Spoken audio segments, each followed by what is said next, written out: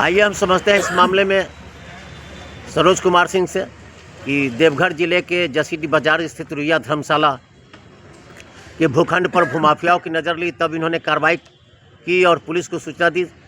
Police ने अग्रेतर कार्रवाई करते हुए अनुमंडल पदाधिकारी देवघर को कार्रवाई के लिए भेजा, जिसने धारा 161 के तहत 163 के तहत उस भूखंड पर निषेधाज्ञा लागू कर दी है। आइए उस मामले में विशेष समझते हैं क्या मामला है सुरेश? ये जो जमीन है ये अधिग्रहण करके राज्य सरकार द्वारा धर्मशाला और गौशाला बनाने के लिए रुइया परिवार को दिया गया, जो कि ट्रस्ट बना के लोग धर्मशाला गौशाला कुछ दिन तक चलाए।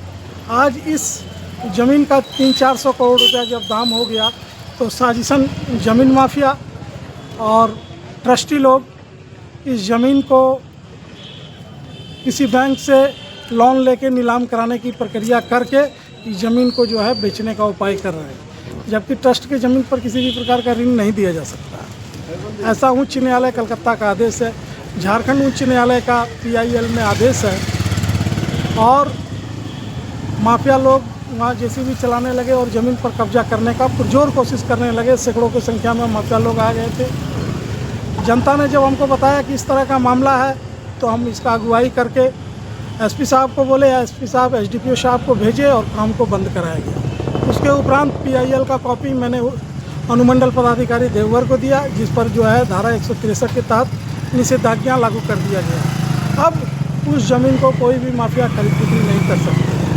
माफियाओं का हाल तो देवघर में आप समझ रहे हैं कि कोई भी किसी भी प्रकार का सार्वजनिक प्रॉपर्टी हो या निजी प्रॉपर्टी हो, उस पर माफिया लोगों का जो है कड़ा नज़र रहता है, बराबर खरीद बिक्री करने के फेरा पर रहते हैं। जबकि तो कागज आपके पास है जिसमें 161 के तहत कार्रवाई की गई है? जी मेरे पास है, ये तो मेरे पास है।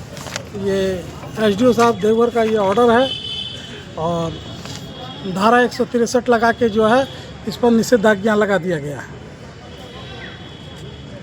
हम इस कागज़ को दिखा रहे हैं, 163 आप दिख रहा है, स्पष्ट लिखा हुआ है। भारतीय नागरिक सुरक्षा संहिता की धारा 163 आदेश है।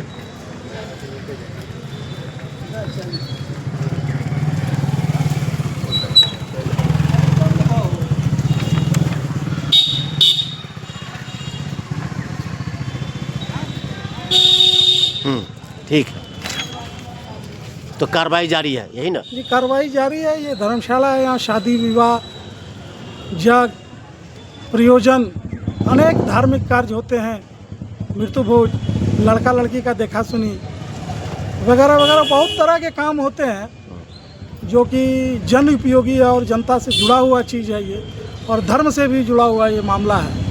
तो ऐसी परिस्थिति में इसका खरीद बिक्री हो जाएगा तो मात्र एक धर्मशाला और गौशाला JCB में है।